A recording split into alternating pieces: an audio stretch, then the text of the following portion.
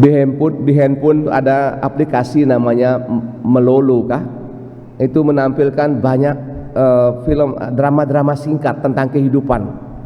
Hampir semua yang tampil itu menyamar sebagai tukang bersih-bersih, orang yang hebat, orang yang paling kaya, orang berkuasa, sebagai turunan dewa begitu menyamar sebagai tukang sapu, sebagai satpam, dan semua orang meremehkan dia, diolok-olok, diludahi, dimaki. Tapi kehebatannya justru bertahan dalam makian. Kemudian dia menunjukkan kuasanya. Semua lawan-lawannya dengan sentakan kaki semuanya terpelanting dan mati terbunuh. Seorang yang paling sombong menyadari betapa hebatnya orang ini. Sama dengan Yesus, lebih dari itu, bahwa dia diakui sebagai Tuhan oleh penjahat ketika di kayu salib, digantung di salib.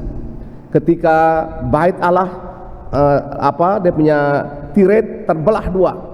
Ini benar-benar anak Allah. Dan kehebatan kita manusia ketika kita bertahan dalam ketidakmampuan, dalam keberanian melayani orang olok kita. Saya bisa ngujang nih, mau blog nih, ngujang saya bisa. Kita bertahan.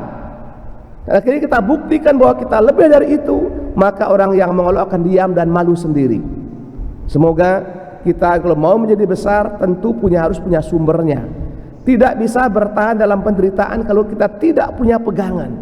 Pegangannya ini sabda Allah dan ekaristi. Tanpa kedua itu, orang olok kita akan balas olok. Kita akan meninggalkan. Kita akan pergi, kemudian pindah ke alam yang lain. Semoga misa ini, umat dengar semua di Palasari ini, bahwa untuk bertahan dalam situasi yang tidak nyaman, menyangkut hidup dan mati. Tanpa ekaristi, siswa akan kacau balau, akan semua minum narkoba itu. Orang tua semua akan kacau-kacau semuanya. Kita tidak punya pegangan. Pegangan kita hanya sabda Allah dan ekaristi ini. Kita mohonkan ini untuk menjadi besar, bertahan dalam semuanya, dan hidup sebagai orang yang diberkati. Setialah pada perbuatan-perbuatan baik untuk melayani orang. Kalau minta tolong untuk kurlah yang baik.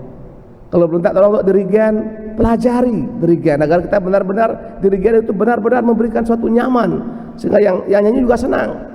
Kalau diminta misa kayak kami para pastor siapkan baik-baik, minimal kita bisa omong menarik sedikit sehingga umat tidak tidur misalnya. Kita mohonkan ini agar dengan misa ini kita sekalian diberkati Tuhan. Amin.